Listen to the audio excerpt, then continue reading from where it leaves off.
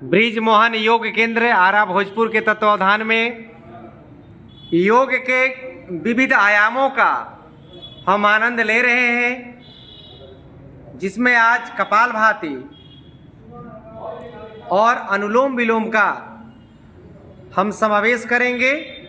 अभी कपालभाति का अभ्यास चल रहा है। इसमें बहनों के द्वारा झटके से सांस को बाहर फेंकते हुए अंतर मन को परमपिता परमेश्वर के श्री चरणों में अर्पित करते हुए और बार बार प्रभु से यही कामना करते हैं कि हे परमात्मा, हे परमपिता परमेश्वर, आपकी दिव्य शक्तियां हमें अंदर और बाहर से पूर्णता की ओर ले जाने में सक्षम है, समर्थवान है। और मैं अपने भीतर के लगातार माता जी करते रहिए कपालभाति करी। झटके से सांस को बाहर फेंकना है और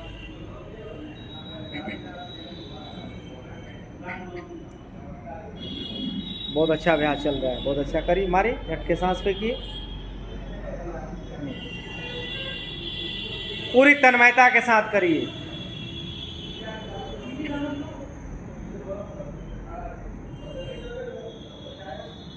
मन ही मन गायत्री मंत्रों का भी आप जाप कर सकते हैं। ओम भूर्भुवस्वः तत्सवितुर्वरेण्यं भर्गो देवस्य धीमहि धियो यो न प्रचोदयात्। महामृत्युंजय मंत्र का भी जाप कर सकते हैं। ओम त्र्यंबकम यजामहे सुगंधिम पुष्टिवर्धनम उर्वारुकमिव बंधनान् मृत्योर्मोक्षीयमामृतात्। लगातार हे परमात्मा, जैसे तरबूज का जो पौधा है उसमें फल लगने के बाद जब पक जाता है तो अपने आप उससे छूट जाता है, मुक्त हो जाता है। ठीक उसी प्रकार हे परमात्मा, हमें जीते जी मुक्ति चाहिए। किससे? विकारों से, रोगों से, तनाव से, क्रोध से, आसक्तियों से, मोह माया से हमें मुक्ति चाहिए। लगातार करिए, क्योंकि मोह माया का बंधन हमें परमपिता परमेश्वर के श्री चरणों में अर्पित नहीं होने देता है।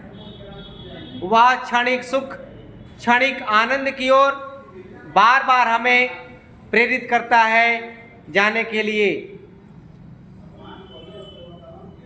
अगला अभ्यास अनुलोम विलोम शुरू कर दीजिए। अनुलोम विलोम करिए लगातार, शुद्ध मन से, शुद्ध भावों से करते हैं। करते जाइए। पीठ सीधा रखेंगे।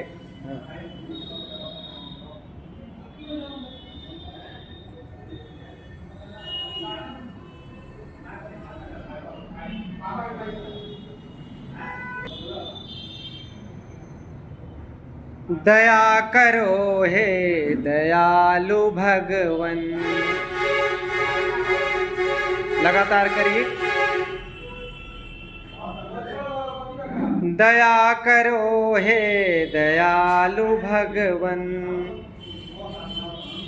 हम सब आए शरण तुम्हारी, सुन लो भगवन विनय हमारी। प्रभु से प्रार्थना करिए, विनय करिए। जो आपको चाहिए, जो आप चाहते हैं, उसके लिए प्रभु से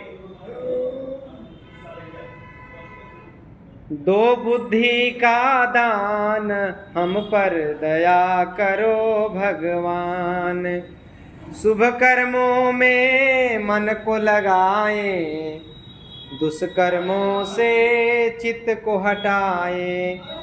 हो सबका सब विधि हो कल्याण, हम पर दया करो भगवान। तेरी भक्ति में तन मन हो, शुद्ध सबका सरल हृदय हो। लगातार करते जाइए। हे प्रभु, मेरा हृदय सरल हो जाए, शुद्ध हो जाए, विराट हो जाए और छोटी छोटी बातों पर हमारा ध्यान ना खींचे, छोटे छोटे बातों पर हम क्रोध तनाव में ना फंसें, क्योंकि हमारा अंतिम लक्ष्य है प्रभु को प्राप्त करना। केवल धराधाम पा आकर के जन्म लेना, खाना पीना, नौकरी चाकरी करना, पैसा कमाना, घर बना देना, परिवार बना देना, फिर यहाँ से चले जाना, ये जीवन का 1/करोड़वां हिस्सा का एक पार्ट हो सकता है। ये जीवन नहीं है। जीवन का आनंद लेने के लिए हमें प्राणायाम करना पड़ेगा। प्राणायाम करते करते अंदर की शक्तियों को जगाएंगे तो आपको अंदर से अच्छा फील होगा। जिस दिन आपको अनुलोम विलोम करते करते बंद आँखों में ललाट के अंदर लगे कि सूर्य की रोशनी जैसा प्रकाश हो रहा है, एकदम पूरा चकमक चकमक जैसा भाव होने लगे। शुरू में तो छोटे छोटे बीम दिखाई पड़ते हैं, जैसे तारे टिमटिमाते हैं, ठीक उसी प्रकार जब आप जहाँ बिंदी लगाते हैं, टीका लगाते हैं, मनस चक्र होता है, वहाँ तीसरा नेत्र है, वहाँ पर ध्यान जब केंद्रित करेंगे आप, तो शुरू में तो लगेगा कि बंद आँख करने पर मच्छर जैसा इधर उधर भटक रहा है, घूम रहा है।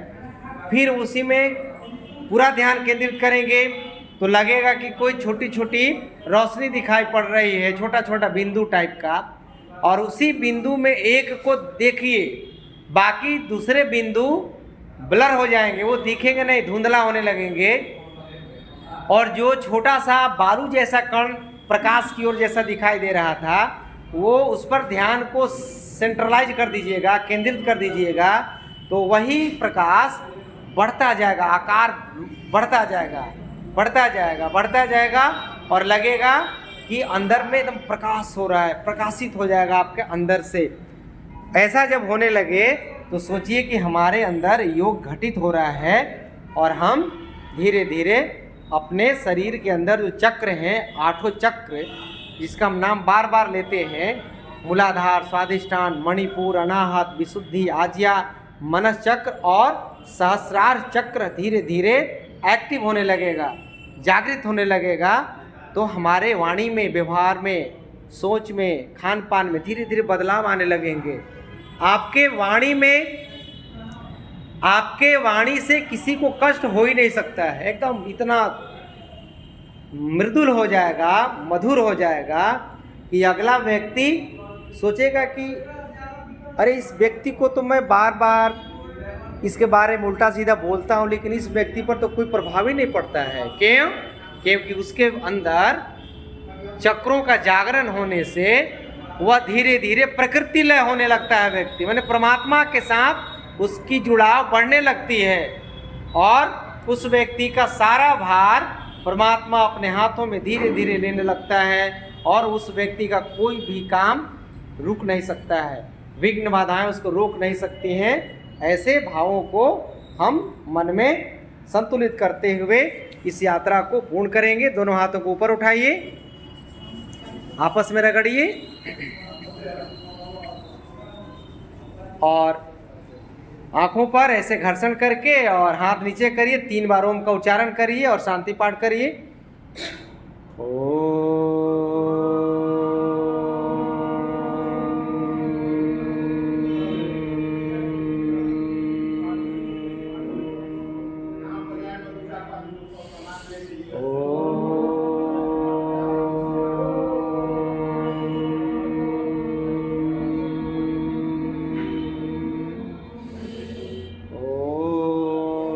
शांति शांति शांति। दोनों हाथों को ऊपर उठाइए, आपस में घर्षण करिए, और इस गर्माहट को अपने आँखों पर एक बार लपेटते हुए, सेकते हुए, और दोनों हाथों को हम नीचे करेंगे, हाथ जोड़ेंगे, और प्रभु से विनती करेंगे, हे प्रभु हमारे भीतर के सारे विकार, काम, क्रोध, मद, मोह, लोभ, अहंकार सब धीरे धीरे बाहर निकल जाएं। मेरे अंदर प्रेम, करुणा, दया, सेवा, परोपकार की भावनाएं धीरे धीरे बढ़ती जाएं और हम धीरे धीरे समर्थवान होते जाएं। हमारे परिवार से दुख, दरिद्रता, चिंता सब दूर हो जाए और हम पूरे परिवार के साथ आनंद पूर्वक जीवन व्यतीत करते हुए हम अपने शरीर को 100 वर्षों तक शतायु होकर के इस जीवन को जीते रहें। यही प्रभु से मंगल कामना करते हुए आज के सत्र को विराम करते हैं। धन्यवाद।